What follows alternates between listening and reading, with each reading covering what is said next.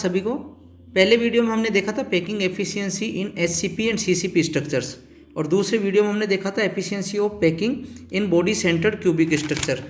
आज हम देखने जा रहे हैं packing efficiency in simple cubic lattice. Packing efficiency in simple cubic lattice. Packing efficiency in simple cubic lettuce.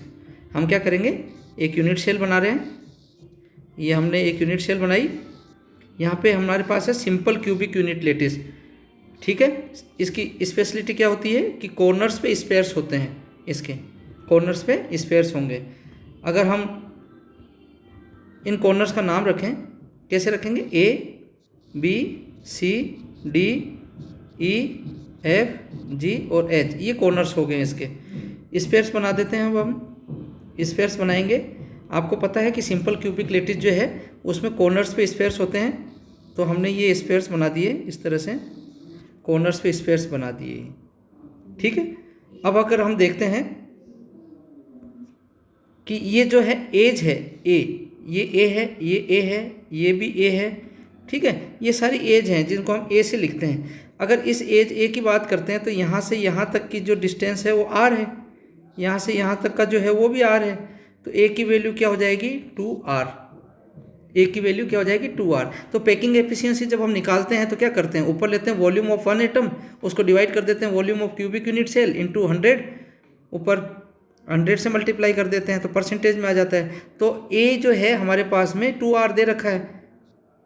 ठीक है, अब हम क्या करेंगे, volume of cubic unit cell आराम से निकाल लेंगे। क्या लिखेंगे, the volume of cubic unit cell क्या हो जाएगा, ए इजकल टू क्या है, 2r, और वॉल्यूम हमको निकालना है तो क्या हो जाएगा, ए क्यूब, तो इसका भी क्या हो जाएगा, ए क्यूब हो जाएगा। तो इसको जब सॉल्व करेंगे, ए क्यूब की वैल्यू हमारे पास में क्या आ जाएगी, 8r क्यूब। तो ये हमारे पास में ए क्यूब की वैल्यू आ गई, वॉल्यूम आ गया है हमारे पास में। अब आप ये देखिए कि सिंपल क्यूबिक यूनिट सेल जो है उसमें केवल एक एटम होता है। ठीक है, तो क्या लिखेंगे, a simple cubic unit cell, simple cubic unit cell contains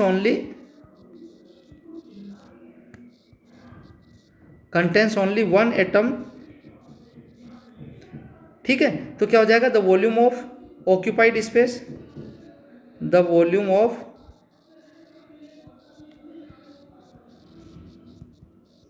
occupied space कितना हो जाएगा, 4/3 पाई आर क्यूब।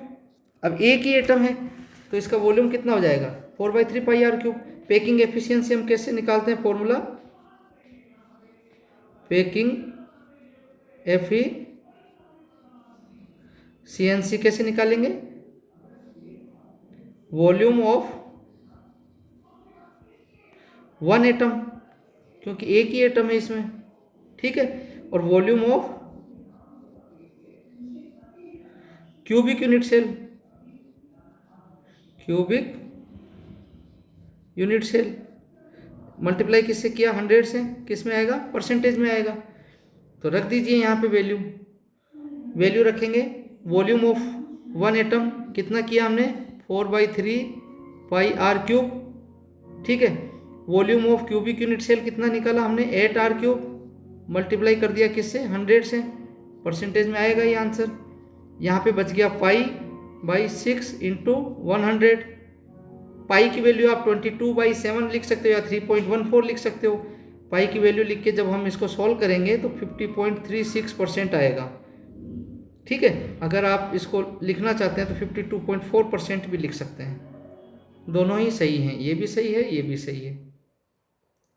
ठीक है, तो ये हमने निकाल लिया क्या, packing efficiency in simple cubic unit, simple cubic lettuce.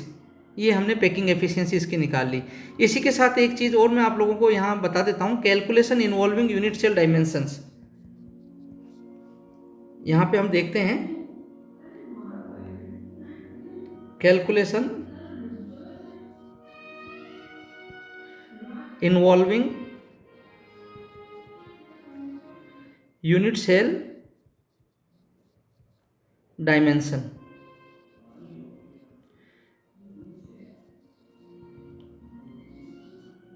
कैसे कैलकुलेशन करते हैं वो बताता हूं मैं आप लोगों को। Volume of a unit cell क्या होता है? Volume of a unit cell क्या निकाला था? ए क्यूब। एक एज होती है ए, तो ए क्यूब क्या हो जाएगा? वॉल्यूम ऑफ यूनिट सेल हो जाएगा। और मास अगर निकालते हैं हम, mass of the unit cell, ये कैसे निकालेंगे? Number of atoms, number of atoms in unit cell, इसको मल्टीप्लाई कर देंगे किससे? Multiply by mass of each atom, mass of each atom. अब देखिए number of atoms in unit cell को लिखते हैं आप जेड से, और मास ऑफ एन एटम किससे लिखते हैं? एम से, स्मॉल एम। ठीक है, अगर हम डेंसिटी निकालना चाहते हैं, density of the unit cell,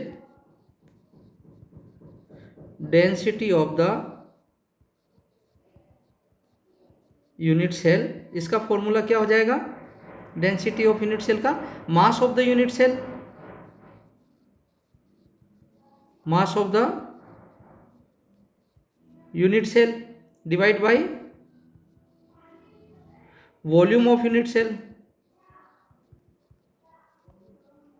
ठीक है, डेंसिटी को हम कैसे लिखेंगे? स्मॉल डी से। स्मॉल डी इक्वल टू क्या हो जाएगा? मास ऑफ यूनिट सेल हमने क्या निकाला? Z M, small m. ठीक है, और volume of unit cell a cube. अब हम सबको पता है कि स्मॉल एम क्या होता है? Molar mass by Avogadro number. Small m equal to molar mass by Avogadro number. ठीक है, मोलर मास को कैपिटल एम से लिखते हैं। तो ये वैल्यू जो है मैं यहाँ पे पुटअप कर दूं, तो डी इक्वल टू क्या हो जाएगा? जेड इंटू कैपिटल एम, और नीचे क्या आ जाएगा? ये ए क्यूब एन ए। ठीक है, तो हमारे पास में डेंसिटी का फॉर्मूला आ गया Z capital M a cube N A. ये हमारे पास में डेंसिटी का फॉर्मूला आ गया। ठीक है, thank you, have a nice day.